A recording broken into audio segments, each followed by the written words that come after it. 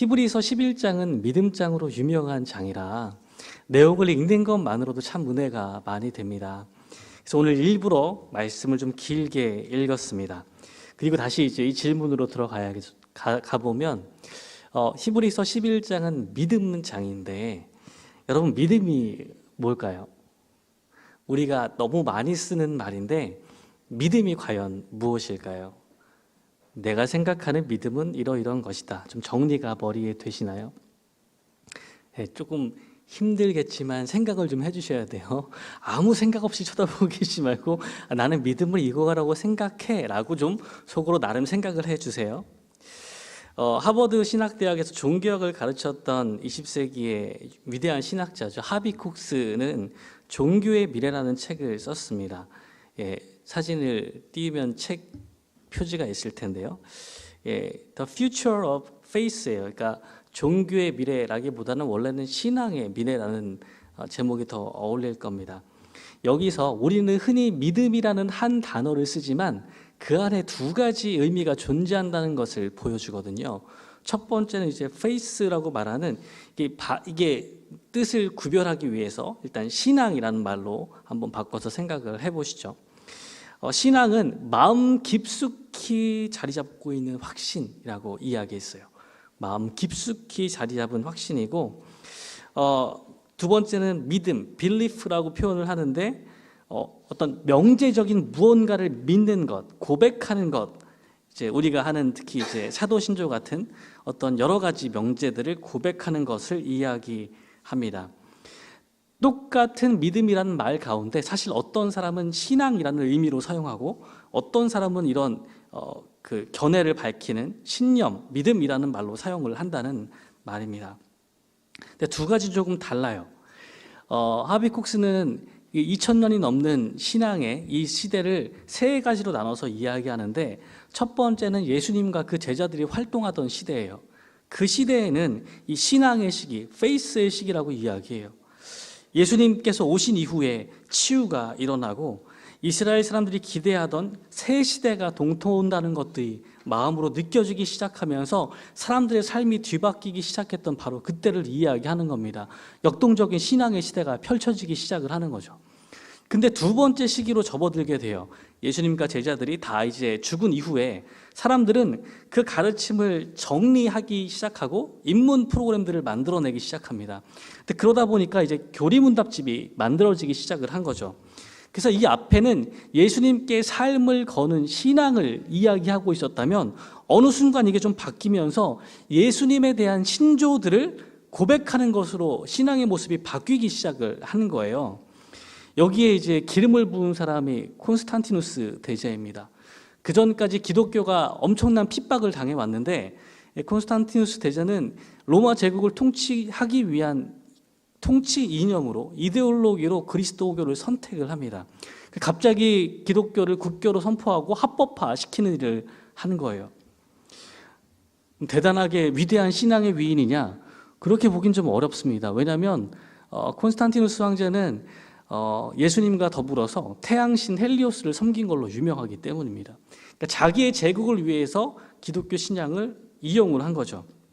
그러면서 사실 교회의 우두머리 역할을 황제가 자청해서 해내기 시작을 합니다. 그러다 보니까 이 콘스탄티누스 황제는 이 통치 이후에 한 250년 정도 해당하는 동안에 2만 5천 명을 사형에 처해요. 사형에 처하는데 그 이유가 뭐냐면 신조상 정확하지 않다고 죽이는 거예요. 이게 신앙이 아닌 빌리프로 바뀌어버린 신앙이 가져온 폐해가 되는 겁니다. 이게 극단적으로 치달을 때 기독교 근본주의가 등장하는 겁니다. 무엇이 문제예요? 똑같이 믿음이라고 말하는데 도대체 무엇이 문제일까요? 내가 생각하는 믿음은 어느 쪽에 가까운 건가요? 세 번째 시기를 하비쿡스 교수는 성령의 시대라고 부릅니다.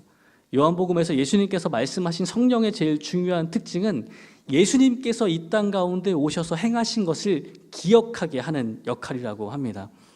말은 성령의 시대지만 예수님과 제자들이 없는 지금 이 시대에 성령님을 통하여서 다시금 신앙의 시대가 가지고 있던 역동성으로 돌아가고자 하는 것이 이 세 번째 시기의 중요한 특징입니다. 그때 중요한 것은 신앙적인 고백이 아니라 성령인 거예요. 이 차이가 조금씩 들어오기 시작하십니까?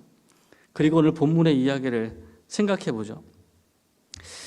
우리는 오늘도 사도 신조를 함께 고백했는데 초대교회 때 만들어진 신조를 고백하는 겁니다. 니케아 신조를 바탕으로 우리의 신조를 만들어서 고백을 하고 있는데, 이 신조를 알고 거기에 동의해서 고백하는 것만으로 조금 부족합니다. 그것이 믿음이라 말하기에는 조금 부족해요. 왜냐고요? 신앙생활을 하면서 여러분 커오셨죠? 어릴 때부터 신앙생활을 하신 분들은 주일학교 때 많은 친구들이 내 옆에 있었다는 것을 알고 계실 거예요. 근데 시간이 지날수록 여전히 믿음을 가지고 있는 사람들이 점점 적어집니다. 그때 모두가 동일하게 사도신조를 고백했는데, 내가 믿는다고 고백했는데 현실적으로 남아있는 사람이 많지 않다는 거예요. 왜냐하면 그 믿음이 처음에 말했던 이 신앙이라기보다는 자기의 신념을 고백하는 것에 훨씬 가까운 모습을 가지고 있었기 때문입니다. 이 역동적인 신앙의 경험들이 다 사라진, 껍데기만 남아있는 지적인 동의만 추구했던 겁니다. 그러다 보니까 예수님과 제자들은 신앙이 무엇인지, 과연 믿음이 무엇인지를 이야기해야 했어요. 유대인들도 이게 너무 헷갈리고 어려웠습니다. 그래서 히브리서 저자는 오늘 히브리서 11장에서 믿음이 무엇인지를 계속 설명하고 있는 거예요. 우리는 괜찮지만 유대인들 입장에서 믿음을 설명한다는 것은 아주 낯선 일일 겁니다. 자신들이 믿지 않는다고 한 번도 생각해 본 적이 없는 사람들이거든요. 그런데 히브리서 저자는 오늘 믿음에 대해서 계속해서 이야기합니다. 그리고 그 믿음을 잘 이해하지 못할까 봐 예를 들어서 설명을 하고 있습니다. 오늘 1절과 2절의 말씀을 볼까요? 너무 유명한 말씀이라 함께 읽어보겠습니다. 시작. 믿음은 바라는 것들의 실상이요 보이지 않는 것들의 증거니 선진들이 이로써 증거를 얻었느니라. 아멘. 믿음장 시작하는 구절입니다. 잘 알고 계시죠? 저는 사실 읽을 때마다 많이 감동되고 너무 마음이 좋습니다. 근데 문제는 사실은 무슨 뜻인지 이해하기는 좀 어렵습니다. 세 번역으로 말씀을 다시 한번 들려드릴게요. 믿음은 바라는 것들의 확신이요 보이지 않는 것들의 증거입니다. 선조들은 이 믿음으로 살았기 때문에 훌륭한 사람으로 증언되었습니다. 조금 좀 쉬워지셨나요? 똑같으신 것 같죠? 조금 더 쉬운 번역을 한 번만 더 읽어드릴게요. 그렇다면 믿음이란 무엇입니까? 믿음은 우리의 소망에 보증을 주고 믿음은 우리가 보지 못하는 것들에 대한 확신을 줍니다. 옛시대 사람들은 믿음으로 이름을 떨쳤습니다. 여기서 소개하고 있는 믿음이 뭔지 확실하게는 잘 모르겠지만 적어도 이제 중요한 특징은 보이지 않는 것을 확신해서 현재 그 보이지 않는 상태를 살아가는 것을 믿음이라고 이야기합니다. 신조를 외우는 게 아니에요. 믿음은 보이지 않는 것을 확신해서 지금을 살아가는 것을 의미합니다. 아직까지도 좀 긴가민가 하시다고요? 예, 자세하게 설명이 나옵니다. 예를 들어서 설명을 하는 거죠. 유대인들이 다 알고 있던 믿음의 선조들을 예를 듭니다. 첫 번째는 노아의 이야기예요. 7절 말씀을 보면 믿음으로 노아는 아직 보이지 않는 일에 경고하심을 받아 경외함으로 방주를 준비했다고 합니다. 아직 보이지 않는 일에. 자, 창세기 6장 13절 말씀 볼까요? 하나님께서 말씀하세요. 노아에게 모든 혈육 있는 자의 포악함이 땅에 가득함으로 그 끝날이 내 앞에 이르렀으니 내가 그들을 땅과 함께 멸하리라. 땅과 함께 모든 그 육지에 살아 숨쉬는 것들을 죽이겠다 말씀하신 거예요. 아직 일어나지 않을 일, 미래에 일어날 일인데 문제는 그 홍수가 날 것에 대한 아무런 기미도 보이지 않는다는 거예요. 안 보여요. 노아는 방주를 만들라는 명령을 받았는데 얼마나 크기 만들면 참 좋할까요? 여러분, 방주를 하나님께서 만들라고 명령하실 때 방주를 만들어라 그러면 혼자 지금 생각하기에 어느 정도 사이즈의 방주를 만들고 싶으세요? 우리 교회의 사이즈, 저는 사실 그만큼도 안 돼서 우리 식구는 24평이면 살만하던데 24평 방주로 이제 이런 생각들 하거든요. 노아한테 방주를 만들어라 그러셨는데 노아 머릿속에 배도 안 만들어 봤겠지만 생각한 어느 정도의 크기가 있었겠죠. 근데 들어보니까 뒤에 이야기가 좀 달라요. 하나님께서 방주를 만들라고 하시는데 방주 안에 뭐가 들어가야 되냐면 모든 혈육 있는 생물의 암수 한 쌍이 들어가야 돼요. 그럼 방주가 얼마나 크기가 되는 거예요? 어마어마한 사이즈가 되는 거죠. 그걸 해야 되는 거예요. 그 말씀을 듣고 나서 창세기 6장 22절에 이렇게 써 있습니다. 노아가 그와 같이 하여 하나님이 자기에게 명하신 대로 다 준행하였더라. 지금 아무런 기미가 보이지 않는 일을 준비해야 되는데, 근데 좀 그것도 티 안 나게 대충 또 내가 할 수 있는 범위 안에서 할 만한 일이 아니에요. 너무 티가 나. 그리고 혼자 할 수도 없을 만한 사이즈. 아마 아들 며느리 다 끌어다가 해야 겨우 할까 말까 했을 거예요. 이런 것들을 보여주는 거죠. 아무런 증거가 없는데, 일어날 것 같은 아무런 근거가 없는데 하나님이 말씀하시면 그것이 일어날 것이라고 믿고 준비하는 것, 지금 준비하는 삶이 믿음인 거죠. 두 번째는 아브라함 이야기입니다. 8절 말씀에 믿음으로 아브라함은 부르심을 받았을 때 순종하여 장래의 여부로 받을 땅에 나아갈새 갈 바를 알지 못하고 나아갔으며. 뭘 모른다고요? 갈 바, 목적지를 몰랐다는 이야기예요. 예. 창세기 12장 1절에도 그 이야기가 나오죠. 유명한 12장 1절 말씀입니다. 한번 같이 읽어볼까요? 시작.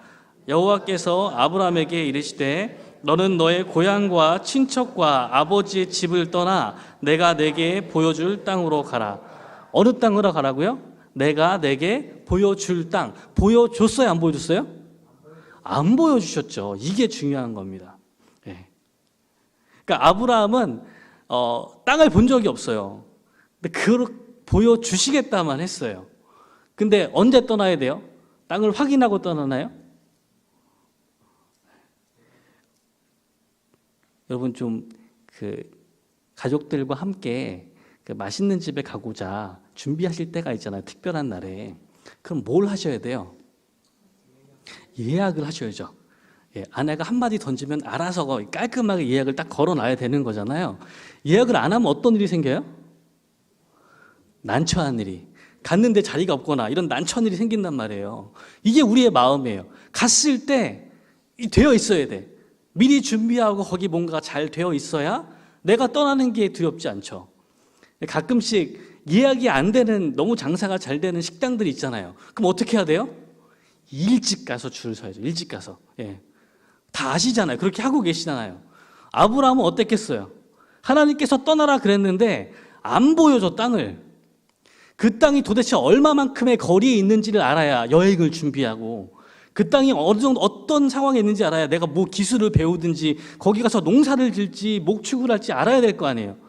지금 알아요, 몰라요? 몰라요. 떠나래요. 보여줄 테니까 떠나래요. 그럼 어떻게 해야 돼요? 떠나시겠어요? 안 떠나시겠어요? 창세기 12장 4절 보면 아브라함이 여호와의 말씀을 따라갑니다. 이게 믿음이라고 이야기하는 거예요. 세 번째, 사라의 이야기입니다. 11절 말씀에 믿음으로 사라 자신도 나이가 많아 단산하였으나 잉태할 수 있는 힘을 얻었으니 이는 약속하신 이를 미쁘신 줄 알았습니다. 사라의 이야기는 히브리서의 입장과 창세기의 이야기가 좀 달라요. 창세기 18장 11절에 보면 천사가 와서 이제 아들이 있을 것이라 예고하는 장면이 나옵니다. 그때 아브라함과 사라가 나이가 많아 늙었고 사라에게는 생리가 이미 끊어진 상태가 된 거죠. 12절 보면 사라가 어떻게 해요? 속으로 웃었어요. 그럼 사라는 뭘 믿은 거예요? 믿음을 얘기했잖아요. 사라는 지금 뭘 믿었어요? 지금 믿음의 사람의 예를 들고 있는 거예요. 안 믿은 사람 예가 아니에요. 믿음의 사람의 예를 들고 있는데 사라는 그럼 도대체 무엇을 믿은 겁니까? 하나님께서 말씀하시는데 피식했단 말이에요. 그럼 뭘 믿은 거예요? 가끔씩 아내가 저한테 오늘 참 잘생긴 것 같아요 얘기하면 저는 속으로 피식해요. 그럼 저는 도대체 뭘 믿은 걸까요? 제가 아내의 말을 믿은 거예요? 안 믿은 거예요? 안 믿은 거죠. 사라 믿은 거예요? 안 믿은 거예요? 안 믿은 거죠. 아들을 주겠다는 말에 피식했는데 그게 믿은 거예요? 안 믿은 거예요? 안 믿은 거잖아요. 그럼 도대체 뭐가 믿음이에요? 지금 사라 이야기 앞에 믿음으로 그랬잖아요. 무엇을 믿은 걸까요? 사라가 18장 15절에 보면 천사가 추궁해요. 너 웃었네. 얘기하니까 18장 15절에 부인합니다. 두려워서 부인하여 이르되 내가 웃지 아니하였나이다. 천사가 이르되 아니라 내가 웃었느니라. 이 싸움은 누가 승자예요? 누가 만든 거예요? 천사는 웃었다 그랬고 사라는 안 웃었다 그랬어요. 누가 만든 거죠? 천사. 틀렸어요. 그렇게 얘기하시면 안 돼요. 자, 아내가 저보고 웃었다 그랬고 저는 안 웃었다고 부인했어요. 왜 그렇게 됐을까요? 일말의 진실이 있잖아요. 속으로 웃었으니까. 아내는 제가 웃는 걸 본 적이 없어요. 저는 속으로 웃었잖아요. 사라의 입장이 이런 게 아닐까요? 천사가 물어봤어요. 웃었네. 아니냐, 안 웃었어요. 속으로 웃었잖아요. 맞는 거예요? 아닌 거예요? 더 나가면 싸우죠. 자, 이게 여기서 이제 보면서 끝내고 싶은 거예요. 근데 사라가 믿었다면서요. 오늘 본문 말씀에 사라는 약속하신 일을 미쁘신 줄, 약속을 지키시는 분인 줄 믿었대요. 이게 사라의 믿음이에요. 하나님께서 말씀하셨잖아요. 나는 못 믿어서 속으로 웃었어요. 근데 천사와 이야기할 때 두려운 까닭이 뭐냐면 하나님께서 말씀하시면 이루어져요. 말씀하신 그대로 행하시는 분인 거예요. 나는 못 믿어온데 근데 그건 알겠어요. 하나님이 말씀하시면 이루어지는 거예요. 창세기 12장 21장에 가면 이 결과가 드러납니다. 22장 1절에 보면 여호와께서 말씀하신 대로 사라를 돌보셨고 말씀하신 대로 사라에게 행하셨으므로 사라가 임신하고 하나님이 말씀하신 시기가 되어 노년의 아브라함에게 아들을 낳으니 이렇게 됩니다. 여호와께서 말씀하신 대로 사라를 돌보시는 거죠. 자, 이제 믿음의 이야기를 정리해 봅시다. 노아와 아브라함을 볼 때 믿음은 어떤 특징을 가지고 있는 거예요? 보이지 않는 것, 미래에 대한 약속을 지금 현재의 삶으로 살아내는 것을 믿음이라고 이야기합니다. 이게 신앙이에요. 아는 거를 맞다고 고백하거나 긍정하는 것은 내 삶을 바꿀 만한 힘이 없습니다. 그거 맞아. 이거는 그냥 인정하는 거예요. 지적으로 동의하는 거예요. 이게 믿음이 아니에요. 믿음은 지금 내 삶을 바꿔야 돼. 안 보이는 일을 행할 수 있는, 미래에 일어날 일들에 대해서 지금 시작할 수 있는 그 동기가 되는 것이 믿음입니다. 노아가 홍수가 날 거란 증거가 하나도 없는데 방주를 지어야 했잖아요. 거기에 순종할 수 있는 게 믿음이고, 아브라함에게 땅을 보여주지 않으셨는데 출발하는 말에 순종할 수 있는 것이 믿음입니다. 오늘 본문 6절 말씀에 이렇게 이야기하죠. 믿음이 없이는 하나님을 기쁘시게 하지 못하나니. 여기서 믿음은 지적인 동의가 아니에요. 순종하는 믿음을 의미하는 겁니다. 하나님께서 말씀하실 때 그 약속을 그대로 이루어질 것이라고 믿고 지금 순종하는 것이 믿음이라고 말하는 겁니다. 근데 사실 노아와 아브라함은 약간 영웅적인 사람 같아요. 그렇죠? 아무나 할 수 없는, 그 시대에 한 명밖에 없는 듯한 느낌의 사람입니다. 저는 사실 사라가 훨씬 더 좋아요. 왜냐하면 별로 영웅적이지 않거든요. 너무 저희랑 비슷한 거죠. 하나님 약속하셔도 막 긴가민가 하고 피식피식하고 이게 약간 저희랑 비슷한 느낌이 든단 말이에요. 생각해 보세요. 생리가 끝났는데 아이를 가질 수 있는 조건이 안 되는데 하나님이 막 하시는 거예요. 내가 아무리 봐도 내가 2025년에는 섬길 수 있는 조건이 하나도 안 되는데 너무 바쁜데 지금 자꾸 목사님이 봉사 신청서를 내라고 하는 거예요. 어떻게 생각하세요? 답이 안 나오잖아. 내 스케줄 아무리 봐도 내가 봉사할 수 있는 시간이 없네. 그러잖아요. 그렇죠? 사라가 느끼는 그 답답함, 현실적인 문제. 생리가 끝났는데 아이를 낳을 수 있는 조건이 안 되는데 아이를 주시겠다잖아요. 그럼 뭘 믿는 거예요? 내 조건을 믿는 거예요? 하나님 말씀을 믿는 거예요? 하나님 말씀을 믿는 거예요. 이게 사라가 보여줬던 신앙입니다. 사라에게는 사실 사라의 믿음이 크다기보다는 하나님의 신실하심이 훨씬 더 잘 드러납니다. 약속하신 것을 끝까지 이루시는 하나님의 모습이 여기 드러나 있는 거예요. 많은 사람이 자기는 노아와 같은, 아브라함과 같은 믿음이 없다고 저처럼 이야기합니다. 우리는 그런 믿음이 없을 거예요, 대부분. 물론 위대한 신앙의 그런 인물들이 계시는데 그런 분들은 다니엘 기도에서 만나볼 수 있습니다.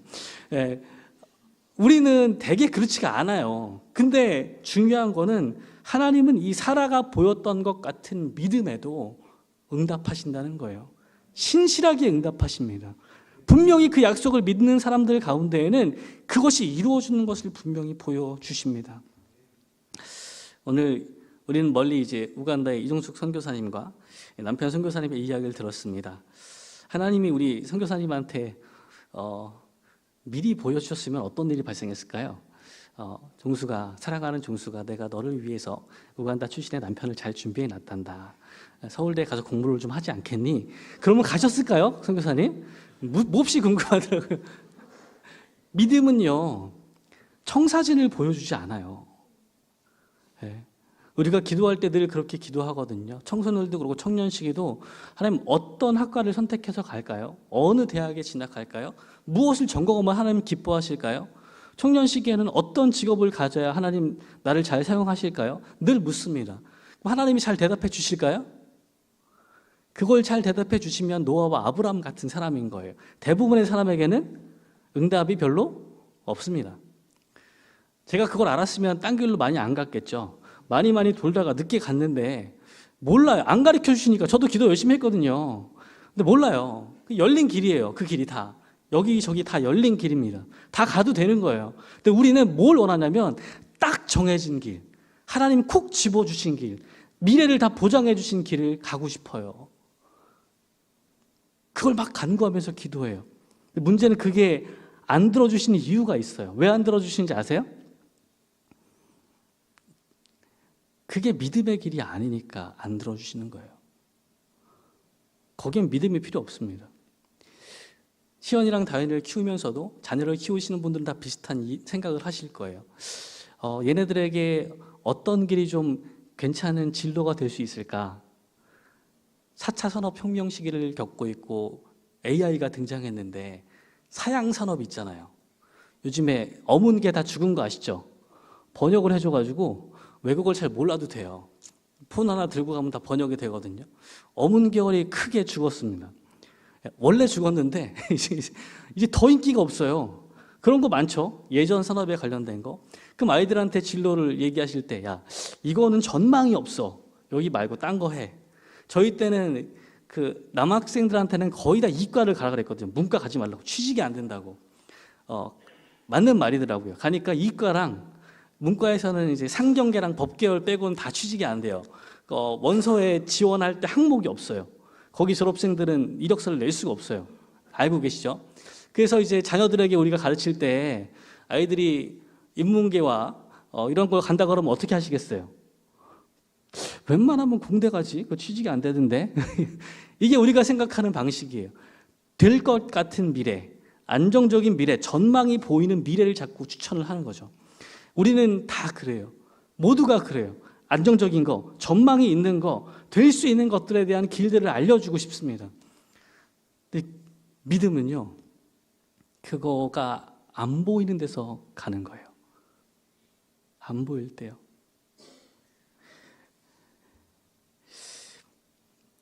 노아도 그랬고 아브라함도 그랬습니다.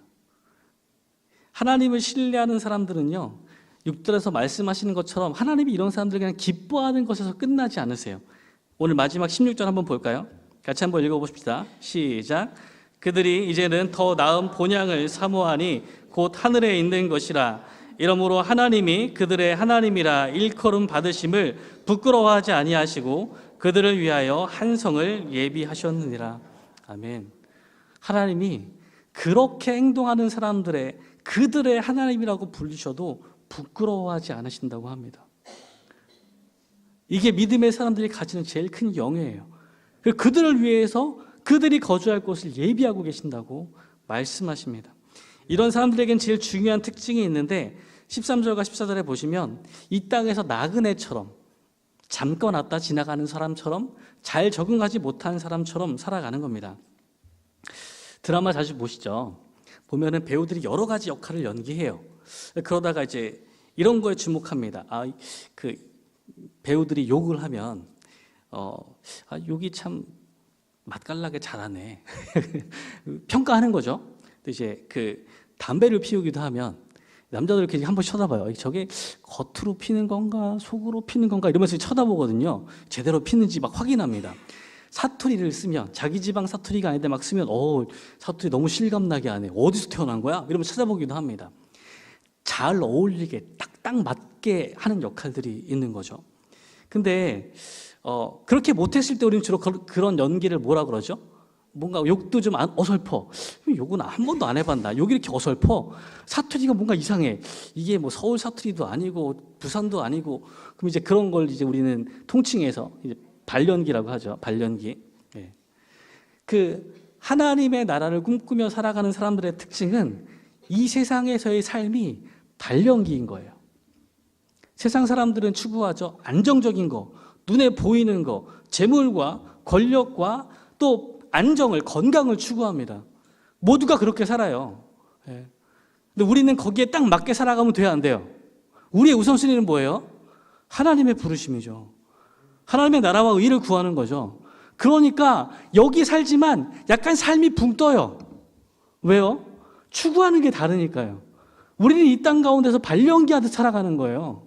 너무 잘 어울리게 살아가면 가끔 이제 그러죠. 저도 이제 열심히 친구들과 놀고 방학하다가 대학교 2학년 때 다시 결심하고 교회로 돌아가는데 대학교 친구들이 물어봤어요. 그러니까 MT 하다가 이제 토요일 주일 1박 2일 MT를 갔는데 열심히 이제 밤새 이제 술 마시다가 다음날 교회 가려고 첫 차 타려고 막 나왔거든요. 너 어디 가냐고. 그래서 주일이니까 교회 가야지. 그랬더니 친구들이 모두 기겁했던 생각이 네가?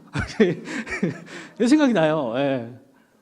너무 거기에 착 달라붙는 것처럼 잘 어울리게 살아가다 보면 우리는 우리가 어떤 사람인지 자주 잊어버립니다. 우리는 하나님이 선택하신 사람들이에요. 믿음으로 살아가는 사람들이에요.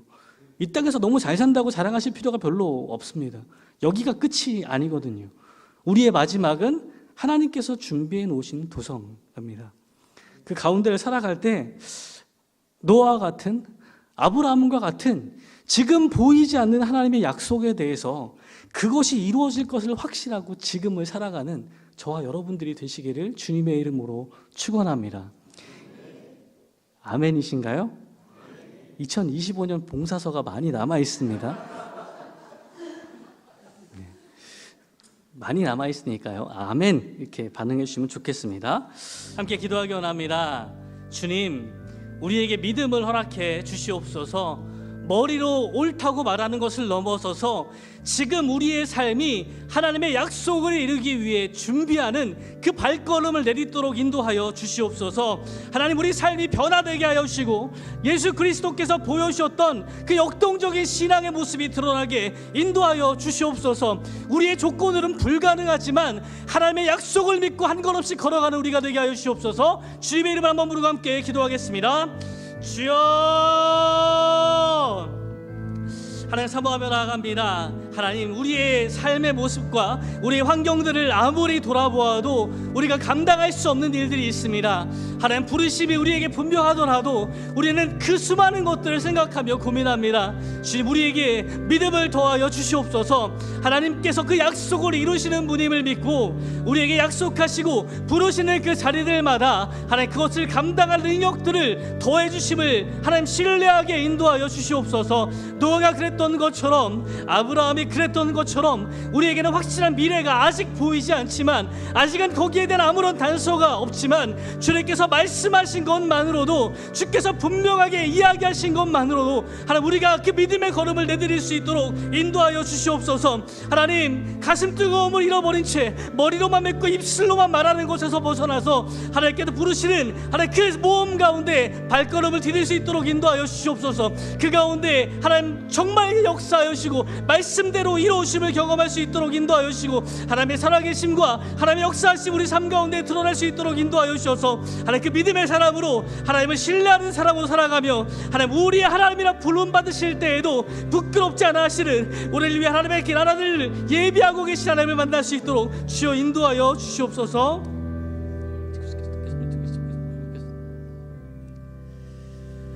주님, 우리의 믿음 없음을 주님 알고 계십니다. 그것을 행할 능력도 참 없다는 것도 알고 계십니다.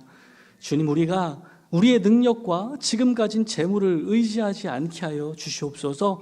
하나님의 부르심을 보고 약속을 이루시는 하나님을 신뢰하며 걸어갈 수 있도록 인도하여 주시옵소서. 하나님, 2025년을 바라보는, 대림절을 바라보는 때가 되었습니다. 하나님, 우리는 어떤 기대를 가지고 주님 앞에 나옵니까? 하나님의 말씀이 이루어질 것을 기대할 수 있도록 인도하여 주시고 우리의 삶과 가정을 향한 하나님의 계획이 이루어짐을 꿈꾸게 인도하여 주시고 하나님 그것이 꿈에 그치는 것이 아니라 지금 나의 삶을 뒤바꾸게 하여 주셔서 믿음의 모험을 떠나는 그 발걸음마다 주님 함께하여 주시고 하나님 뚜렷한 결과가 보이는 것이 아니지만 지금 그 준비를 주님과 함께 신실하게 해나가는 우리가 될 수 있도록 인도하여 주시옵소서. 하나님의 기뻐하심을 입고 하나님께서 부끄러워하지 아니하시는 사람으로 살아갈 수 있도록 주께서 이끌어 주시옵소서.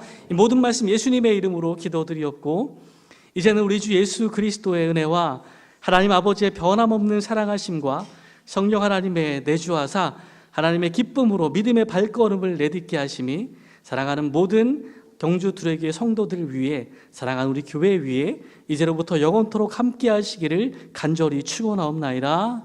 아멘.